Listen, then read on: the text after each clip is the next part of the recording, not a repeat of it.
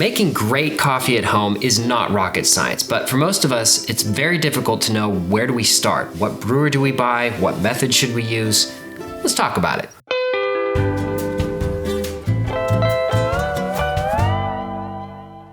Now, there are a lot of different ways you can make coffee. There are methods from all over the world, from super popular to very obscure. Today, I'm gonna keep it very simple, and we're gonna look at some of the most common basic coffee brewers that you can buy. The French press, the pour over, and the AeroPress. Now, none of these are very complicated or hard to use at all. By far, the simplest and easiest to use is the French press. The pour over, by comparison, and this applies to both of the ones I have on set today, it's a little bit more involved. Again, it's not hard, but there's more to it than merely dumping everything in the carafe of a French press. Finally, we're gonna look at the AeroPress, and this guy is kind of a hybrid between the two. It has a filter paper that's disposable, but you kind of brew a bit more like a French press. It's kind of its own little thing, and I had never tried one until recently, and I've been pretty blown away at the results and just how easy it is to get good results with this one as well. So let me walk you through how to brew with each one of these, but before we do, we need to talk about how to grind coffee.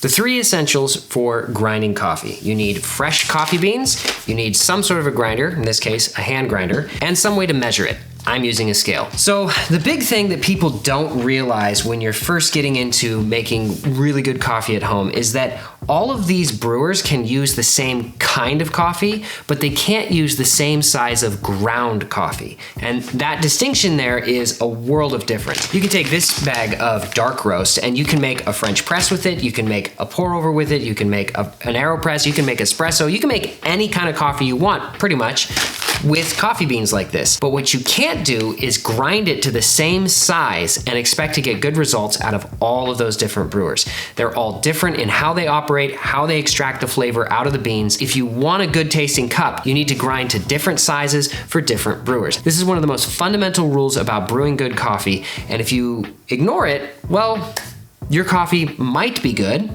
but it won't be good all the time across all different types of brewers. This is one of the reasons why pre-ground coffee is such a hit or miss proposition, because it might be right for one brewer and it might be horrible for another one. So I'm gonna walk you through how to use each one of these coffee makers, as well as how to adjust the grind size for the different types of brew. So naturally, one of the hallmarks of a good coffee grinder is its ability to be adjustable for different brewing methods. Any good coffee grinder is gonna come with a quality set of instructions, and this one is no different. So when you open it up, it tells you how to adjust it for the different brew methods. And some of them work in different ways. For this particular one, it's by taking off the bottom and rotating this dial here, a set number of clicks to go from one brew method to another. For a French press, they recommend 23 to 24 clicks from 0.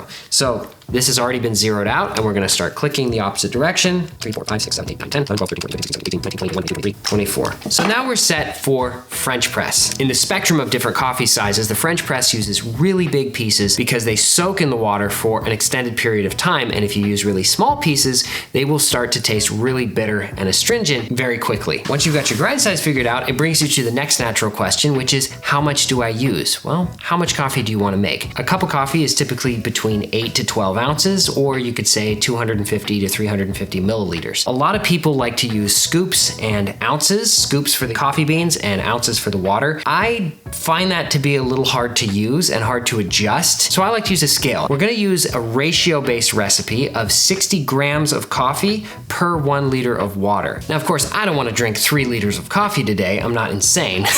So of course, measuring it out by the liter isn't helpful. I'm gonna cover this a lot more in depth in another video, but for today, for the French press and the pour over, we're gonna use the same recipe, and we're gonna cut that down to use 300 mils of water and 18 grams of coffee. We could use the same kind of system for the AeroPress, but we're actually gonna go with something a little bit simpler, a little bit easier, because that's what the manufacturer recommends. I'm gonna weigh out some coffee and get grinding. Done. Okay. That smells so good. I haven't tried this one before. This is the dark roast. Okay, so like I said, this is the easiest coffee brewer known to man. So how do you do it? Add coffee to the carafe. And then we're gonna stick it up on the scale and add some hot water. We're gonna go for 300 mils.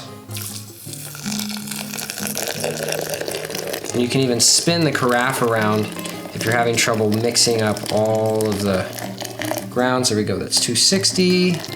There we go, 300. And start a timer.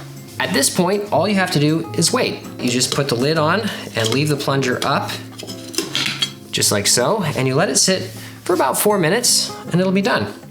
All right, well, it's been about 4 minutes now and we're ready to plunge. So all you do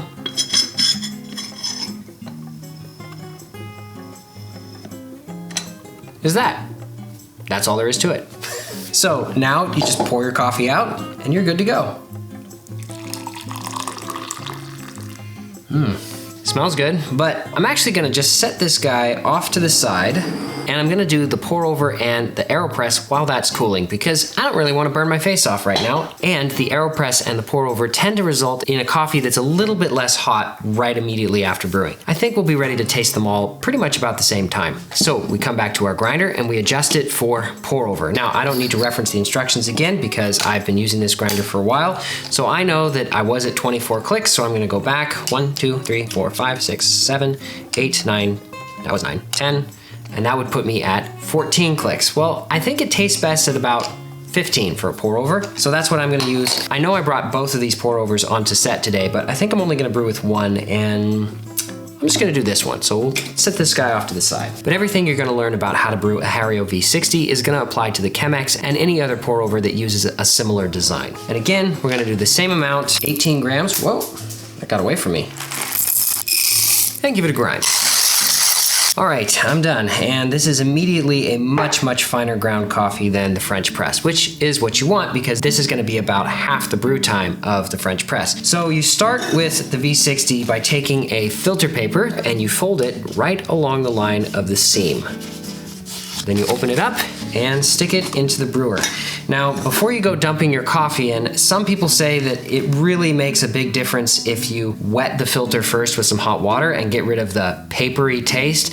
I'll be honest with you guys, I don't think these things really have any kind of a nasty taste to them at all. Maybe some of the more brown, like eco-friendly ones do, but these white ones don't.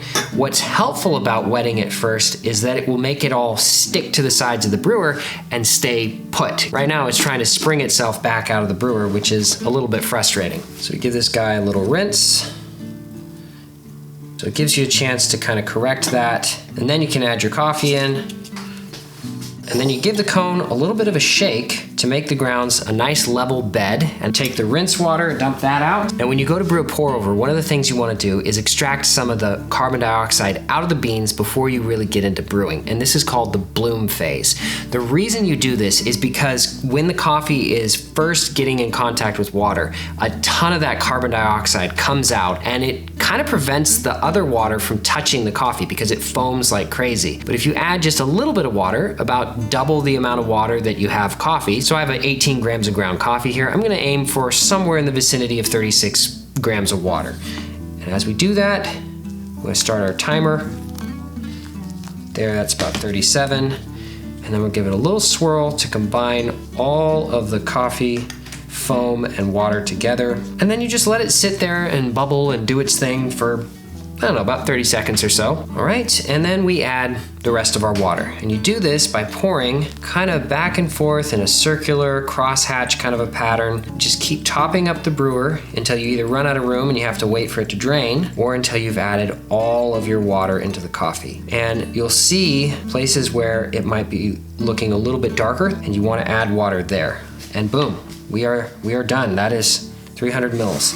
So I'm gonna take this off and I'm just gonna give it a little bit of a swirl, and that will help grab any of the pieces of coffee ground that are stuck on the sides of the brewer, and it will help them to flow down with the rest of the water. Because what you want to have happen is all of the coffee to be in contact with water for the same amount of time, because the amount of time in contact with water will determine how much is extracted out of those coffee particles. And hopefully they're all about an even size, and if they're in contact for an even amount of time, you should get a very even flavor that doesn't have too much bitterness, that doesn't have too much sourness, but is very pleasing, right in that middle band of good flavor that you want. Pretty well drained, that's about 245. When you go to do this for yourself, all you do is pull this out and throw it away, give the rest of it a rinse. I'm gonna set it aside for now though. Let's pour this in.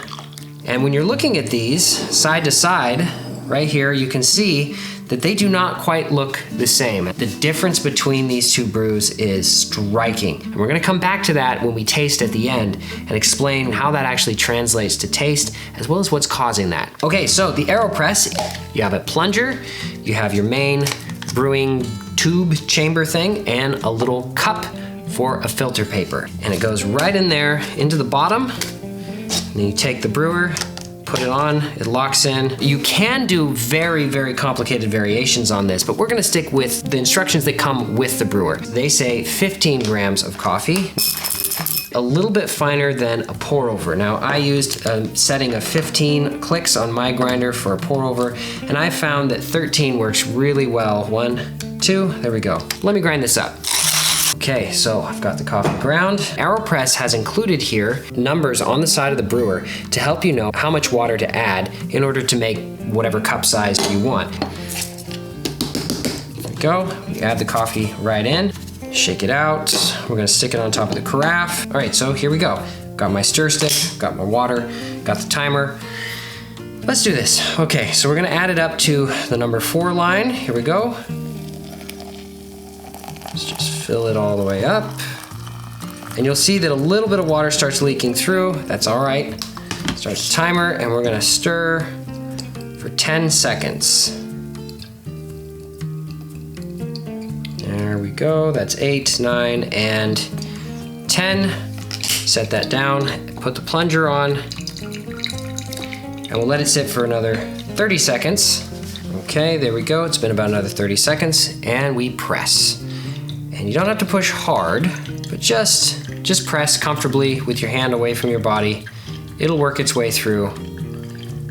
And faster is not necessarily better. I mean, this is all pretty fast, to be honest. You'll hear a hiss, and that is the air in here getting pushed through the coffee puck. There's nothing wrong with just pushing that through. Okay, that's done. And then we can just pull back a little bit. Helps prevent drips, and set it off to the side. And there's our AeroPress. You can see right here, this is the French press, this is the pour over, and this is the AeroPress. And these two look almost identical in their color, and this one looks like the odd man out. And that's because this is the only one that is metal filtered. It doesn't use a piece of paper. And what that does is it allows oil to flow through, whereas the oil adheres to the paper in a pour over and in the AeroPress and doesn't come into the final cup. Cheers.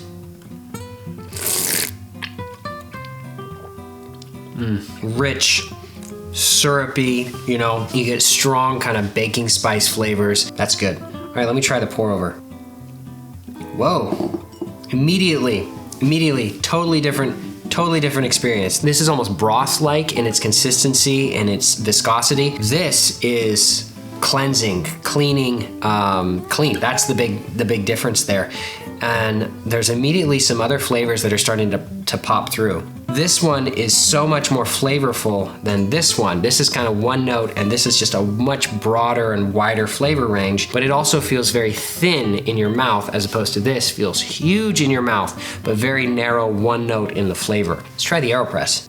So the AeroPress tastes a lot like the V60, but it's a little bit more, how do I describe it? It's a little bit more rounded, I guess. It doesn't seem to have quite as much breadth to it, and I think it also has a little bit more body to it. It doesn't feel quite as thin in the mouth, it doesn't feel quite as wide in the flavor, it feels a little bit more narrow and focused. So you could kind of think, if I switch these around, you can think of these kind of like a spectrum. Over here you have the most flavor and the thinnest texture. Over here you have the least flavor and the biggest texture. And here in the middle, I will say it skews more towards that, but it's kind of this Goldilocks in the middle between the two. I think the pressure forces some of that coffee oil past the filter, whereas with the pour over, it's only using gravity to flow through. And so you don't have anything that's gonna force its way past those fibers due to the pressure, whereas the AeroPress does seem to have a little bit more of that body. It's hard to see how you could go wrong with one brewer versus another. I mean, the truth is that they're all good